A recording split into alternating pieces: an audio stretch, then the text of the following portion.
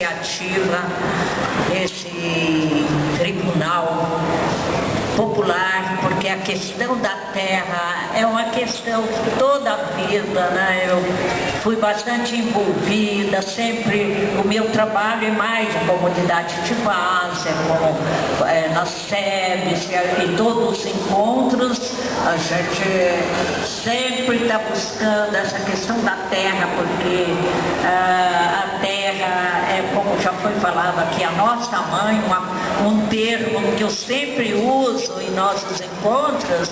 Então, quando eu ouço aqui o pessoal falando da Mãe Terra, isso é muito gratificante, saber que o nosso trabalho está sendo um trabalho em comum. Então, eu gostaria de dizer que quando fala da união do campo e da cidade, isso é muito interessante, gente, que precisamos muito dar as mãos, né? Campo e cidade, porque as injustiças também aqui em São Paulo são muito presentes, muito visível, só que são coisas que não é apresentada, não é mostrada pela imprensa, e o pessoal, talvez uma categoria desmobilizada, que não tem aonde recorrer. No caso da saúde, essa questão da terceirização, isso é muito sério, gente, na questão da saúde. Esse pessoal que tem aí os parceiros, né, os funcionários que têm parceiros, eles ficam tão perdidos, eles não têm eles não se sentem como uma categoria, não tem uma proteção de um sindicato. Então, principalmente os agentes comunitários, é uma categoria que é de dar pena. Pessoas que trabalham tanto, carregam o sistema do PSF nas costas e não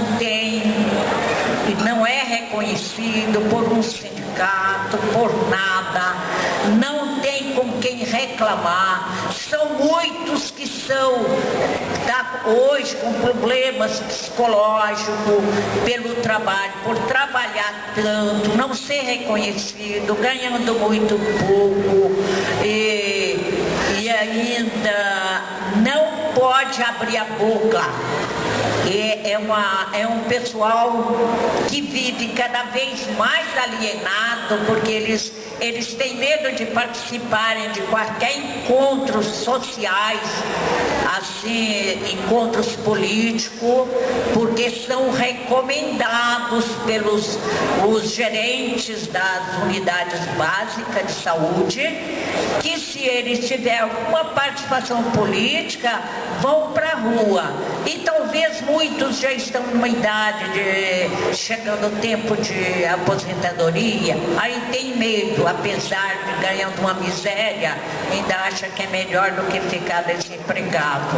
Eu tenho essa experiência que na reunião, na eleição passada, municipal, quando a gente saía, e eu gosto muito nesse tempo de eleitoral, uma coisa que está no sangue, gosto muito. Tem pessoas aqui como Valdemar Rossi, eu não sei se o Plínio estava previsto de chegar aqui, que a gente participou em muitas reuniões há uns 25 anos atrás, juntos, né? E a gente, tem uma coisa que eu tenho no sangue, é a questão política partidária, que gosto e sempre falo. Acredito que chego aos 80 anos, que estou quase chegando lá, ainda saindo na rua no tempo de eleição para fazer a defesa de um candidato que eu estou apoiando, né? Sempre gosto, faço isso por gostar, não é por questões monetárias, nunca trabalhei para ganhar dinheiro, é simplesmente um serviço, parece que prestando solidariedade. Só que quando a gente sai na rua, o que acontece? Os agentes comunitários correm da gente. Eu estava defendendo um candidato a vereador ligado à área de saúde, e elas mandaram falar comigo que queriam material. Quando eu gritei para esperar que eu estava levando material, as duas moças correram, eu corri atrás, e elas mostrando que não podia encontrar comigo. Aí quando eu tive a oportunidade de falar com elas, elas falaram que a recomendação que nós recebemos é que não pegasse material na rua, não falasse em política partidária com nenhum paciente. Não podemos, o nosso voto tem que ser muito sigiloso, porque se o pessoal, se a prefeitura souber, nós estamos para a rua e eu não estou em condição de ficar desempregada no momento. É isso que eu ouvia do pessoal que trabalham. Eles não têm nenhum amparo de um sindicato para reivindicar os direitos deles. Há 10 anos começou o PSF aqui na Prefeitura de São Paulo. Os agentes entraram com 5 salários mínimos. Hoje eles estão ganhando, me parece, um salário mínimo. Como sobreviver, né? Uma mãe de família ganhando um salário mínimo e não pode abrir a boca. Eles não têm vez nem voz, nem um sindicato para reclamar, nem nada. Então a Prefeitura de São Paulo, olha gente, se a gente for falar tudo que a gente tem para falar sobre o descaso, nós lutamos por uma unidade básica de saúde já há muito tempo, estamos lutando, e acho que é muito difícil de conquistar um bairro com 48 mil habitantes.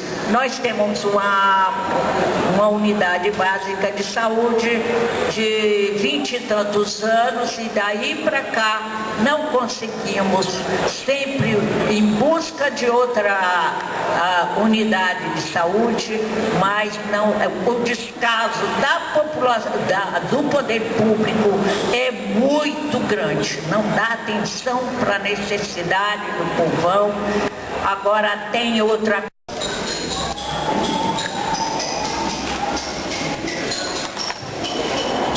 Boa tarde. Meu nome é Nivalda Amaral de Jesus, mas indígena é a Motara. Sou do Pinambá de Olivença. Nasci e me criei lá. E eu vou fazer 80 anos que moro em Olivença. Eu nasci, me criei, me casei, construí minha família. Tive 10 filhos, tenho 40 netos e 30 bisnetos. Estou vivendo lá, graças a Deus. O que eu tenho a dizer, pedir às autoridades que não deixe chegar mais aquele tempo que eu assisti a revolta de Marcelino, o que Mendes Sá fez, e depois ele botou na Gazeta que era os nadadores, mas nada de nadadores. Foi matado antigamente não chamava pistoleiro, não é? Chamava depois eu digo. E me matou os índios. Depois mandou medir, botou na praia, que é na praia do Pururupi, botou na praia e disse que ele estava satisfeito porque ele tinha mandado matar, foi a batalha dos nadadores, não foi batalha dos nadadores, foi matado. Então, mas começou por isso. Depois veio a revolta de Marcelino, que Marcelino eu assisti, porque Marcelino era um batalhador, foi o primeiro cacique de Olivença, mas pegaram ele 72 polícias e tiveram de atirar, ele correu para a serra e lá ele se escondeu 5 anos ele passou debaixo de uma pedra fria, comendo peixe assado sem farinha. Vocês vejam só, uma pessoa passar 5 anos debaixo de uma pedra e se entregou.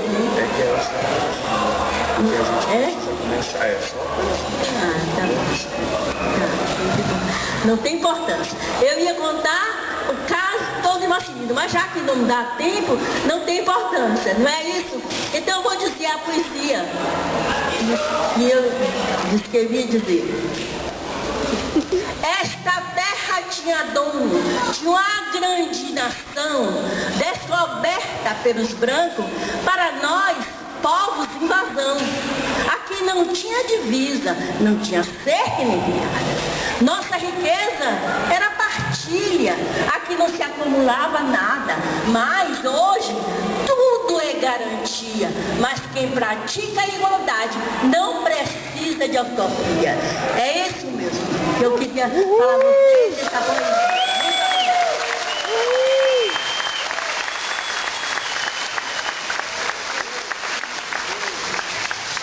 Dando prosseguimento aos trabalhos, lembro cada uma dos jurados e juradas que, representando diferentes sujeitos históricos da sociedade brasileira, e não só da sociedade brasileira, nossos irmãos latino-americanos, isso enobrece a importância deste tribunal e faz com que ele não seja mais um tribunal brasileiro, mas também um tribunal latino-americano. A presença de irmãos peruanos, chilenos, colombianos, que hoje utilizaram-se da palavra, bolivianos. Portanto, nos lembrando sempre que a luta contra a injustiça, ela não tem fronteiras. Ela não deve ter fronteiras. Abraço também o colega defensor do Estado brasileiro, com quem nós travaremos aqui os debates. E as nossas duas companheiras que perfilam-se nesta mesa, compondo este julgamento final. Este não é um tribunal comum. Olhem onde estamos. Não nos rodeiam cortinas de veludo vermelho. Aqui não há móveis caros. Aqui não há climatização artificial. Aqui a comida é a comida que nós fazemos, que nós partilhamos. Os sons que chegam agora são os sons da infância Guarani Kaiowá, a infância Tupinambá, a infância Pataxó, a infância Chavante, a infância do Pinheirinho, a infância do Barroso em Fortaleza, a infância de Curitiba.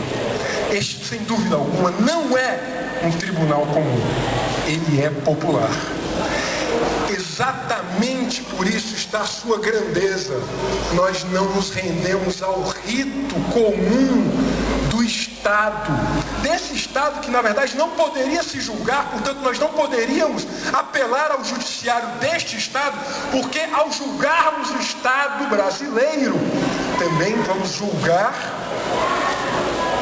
o seu judiciário. Vamos também julgar o seu legislativo.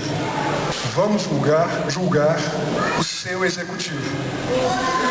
Este tribunal, ele é popular porque aqui, mais importante do que a titulação, por exemplo, de alguns togados, mais importante do que a nomenclatura artificial e muitas vezes cínica, porque acoberta a desonestidade, a vigarice, a insensibilidade à injustiça, este tribunal, ele é popular porque ele é feito, convocado pelos sujeitos dos direitos violados por este Estado.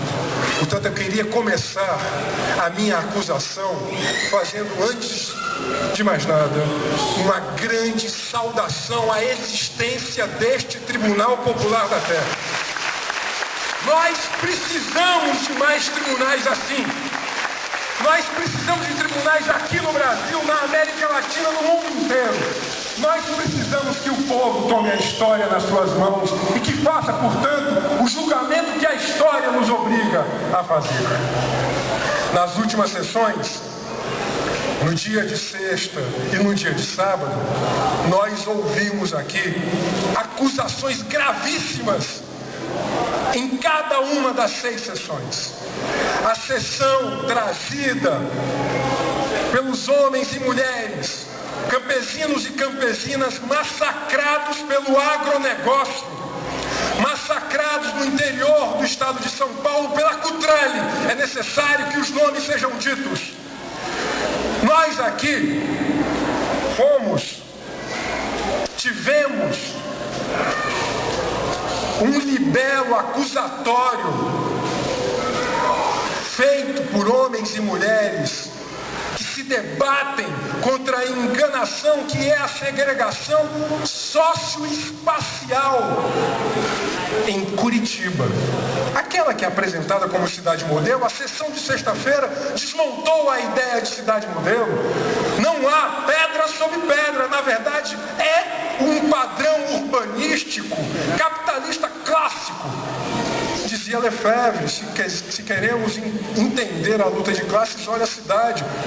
Os companheiros e companheiras que trouxeram a acusação contra a ideia de cidade modelo deixaram bastante clara a percepção para nós que trata-se, antes de mais nada, da segregação socioespacial dos pobres.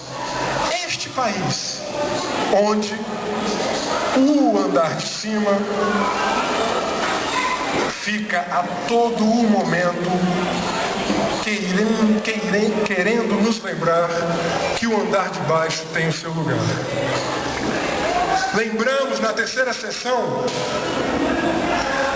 a brutalidade, a crueldade do etnocídio e do genocídio dos Guarani Kaiowá. Que não está circunscrito aos Guarani.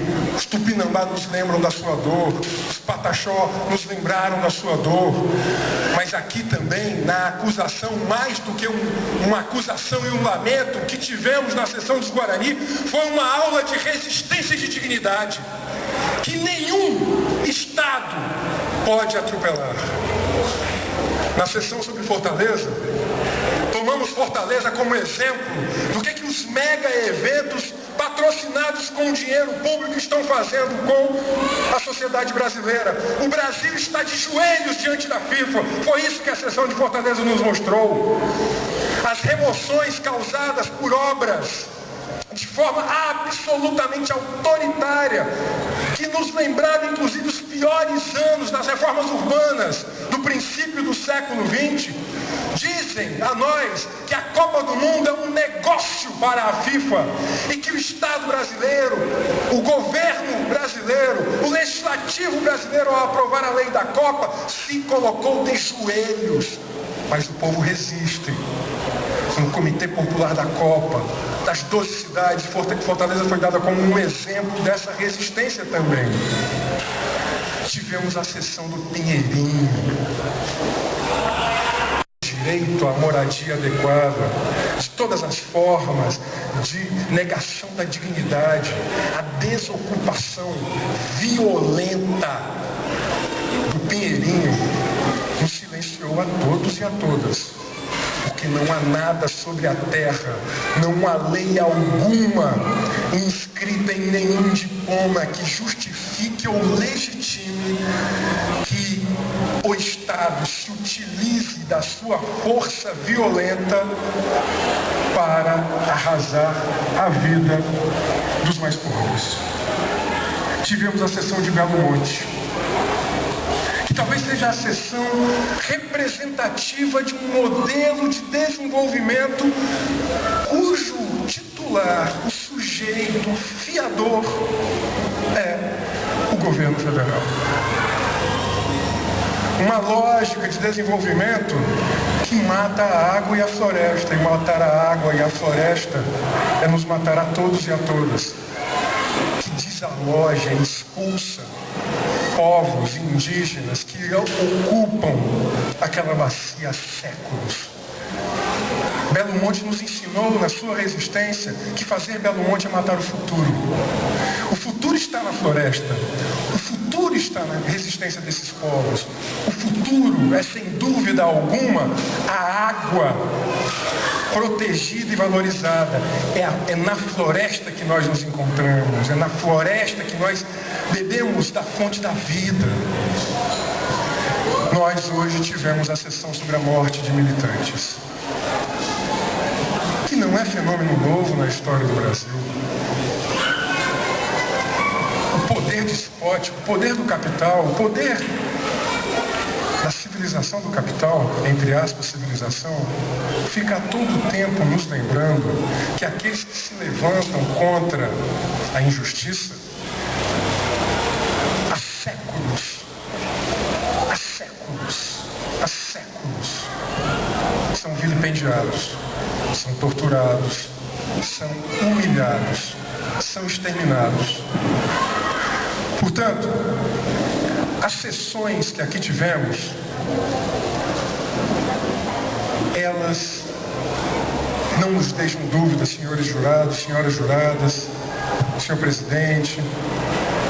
O Estado brasileiro, ele é, sem dúvida alguma, um Estado que tem um caráter. Ele está a serviço. A função maior de um tribunal, mais do que definir a condenação, essa, sem dúvida alguma, histórica e importante, é alertar a todos e a todas que nós não podemos transigir daquilo que é fundamental. O julgamento de hoje não é só um julgamento do Estado brasileiro. É para nos lembrar que esse Estado está a serviço. Esse Estado tem caráter.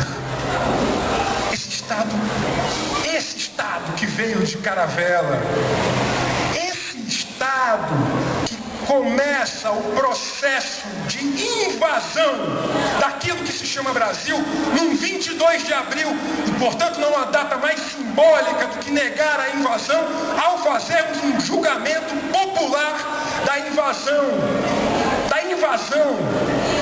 daquilo que hoje é o Brasil no 22 de abril. Eles comemoram a efeméride de um descobrimento. Nós aqui da Zona Sul de São Paulo fazemos uma outra efeméride. Nós levantamos a defesa da dignidade humana e dizer: o Brasil não foi descoberto. O Brasil do 22 de abril de 1500 é este Brasil dos Guarani Kaiowá do Mato Grosso do Sul. É o Brasil do Pinheirinho, é o Brasil do Parque Santo Antônio, é o Brasil da Cutrale que massacra pelo agronegócio, o Brasil da Copa, o Brasil do Barroso em Fortaleza. É esse o Brasil. Este Brasil não foi descoberto. Este Brasil é sobretudo o Brasil dos resistentes, daqueles que não silenciaram, mesmo havendo um Estado que é a serviço do capital.